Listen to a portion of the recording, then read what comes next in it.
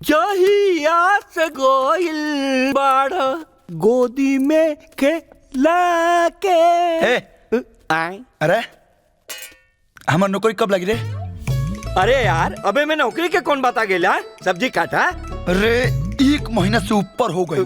हाय ए जाइला जितना गांव से पैसा लेके आए रहे सब खत्म हो गई। हाय कब लगी बताओ, हम नौकरी कब लगी बताओ। अरे तो उसे कहली ना कि हमार बॉस बाहर गए हुए। तारा बॉस के जहिया सेलबन तहिया से हमर बॉस सजगल पर हमर बॉस सजगल पर तोर बॉस कह जाए अहन कह जा नहीं लनु। अगर 2-3 दिन के अंदर हमर नौकरी ना लगनु तारा बॉस के साथे साथे तोहर काट दे।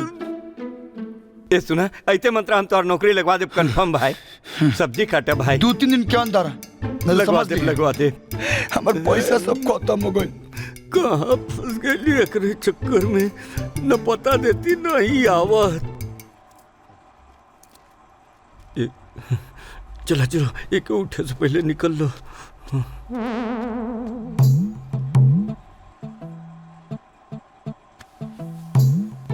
रोज इतना भूरे भूरे कौन नौकरी करे जाला।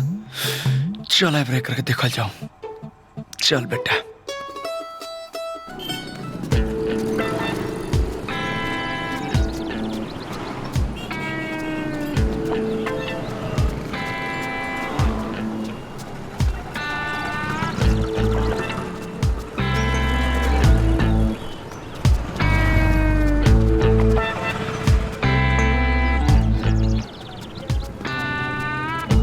अरे रुको रुको भाई। कहाँ जाना है? बस आगे ही जाना है। बैठो।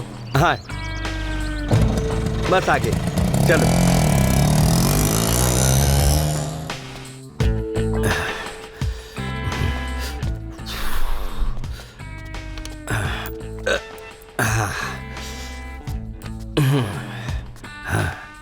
ए तनी आराम करे यार, 2 मिनट रुक के जाया, तनिक निकले दे यार। जा निकला। हाँ ठीक। ए 500 के छुट्टा दो। तू ही है यार। करे तू बड़का बड़का हाकत रहीस कि हम हई कंपनी के मैनेजर हई तो हमार बस अमेरिका गइल बने, लंदन गइल बने। हमरा इशारा पर 200-400 लोग उठेलन, 200-400 लोग बैठेलन। हाय तू करे ले हाय है इंटरनेशनल सार्वजनिक शौचालय के मैनेजर तोहरा सामने खड़ा बा। है देख लाइन नहीं के दिक्कत। 100-200 आदमी का हैंडल करत है जा कैसे बैठा उठा के। अच्छा हाँ।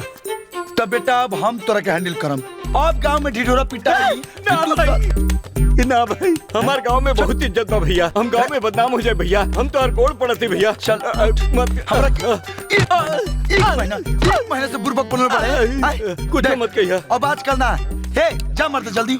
अब आजकल ना हमरा क्यों भी मतलब अभी के अभी हमरा के नौकरी चाहिए। अभी के अभी का नौकरी हमार जेबा में बा। तो हम दे दी। का हो केडी भाई का परेशानी बा? काहे परेशान दिखत बड़ा? अरे नहीं कुछ ना, बस ऐसे ही हमसे बात होता है।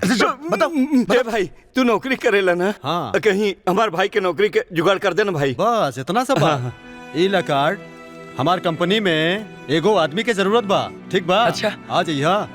हाँ जी जी ठीक बा। ये भाई तुम्हारे एहसान जिंदगी भर ना भुलाई। और सुना आज के बाद चाहे जितना बार आइया जाइए हगे मुते फ्री है, पूरा फ्री रही, टेंशन मत लियो।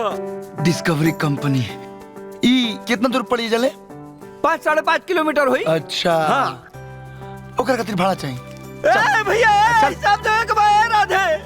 अरे यार हिसाब देवे के रहल यार। अरे बाप रे। अरे यार बारा मौका था, बहुत गर्मी हो बा। हाँ तो 5 रुपए में परफ्यूम और एसी लगवा दी। जल्दी निकल के जा। क्या काम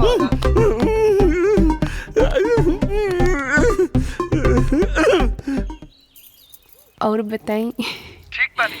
हाँ? सुना हमार जॉब लाग गइल बा।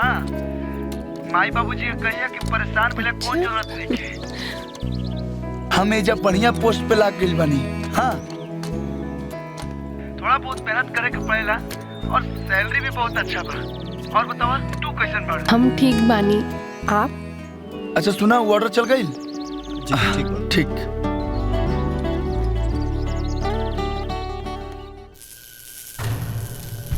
शुक्रिया भाई। पहले तो ले रख ले। ले हे, ये क्या है रे? देख, तोरा पे शक तो बहुत दिन से रहे, लेकिन उस शक आज सच में बदल गए। ई जौन तू लोहा के हेरा फेरी कर तरीस बंद कर दे, बहुत गलत बात बा। हे सुपरवाइजर, यहाँ काम करे के बाना तो गांधी जी का तीनों बंदर जैसा आँख, कान और मुंह तीनों बंद रखे के पड़ी। ज्यादा ईमानदार बने के चक्कर में ना तोहारी हाथ पैर सलामत ना रही, बाकी तोहरा के तोहार हिस्सा मिल जाई। हे ले पकड़।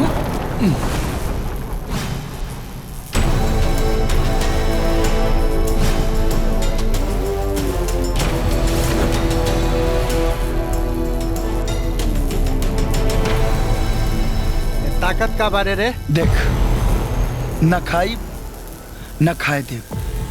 और एक बात जान ले, ये देश के कोनो भी कोना में अगर यूपी बिहार के लोग काम करेला ना तो ईमानदारी से, गद्दारी से ना। कारे तू यूपी बिहार के ब्रांड एम्बेसडर बारे? कारे तू हरिश्चंद्र के औलाद बारे का? निकल जा।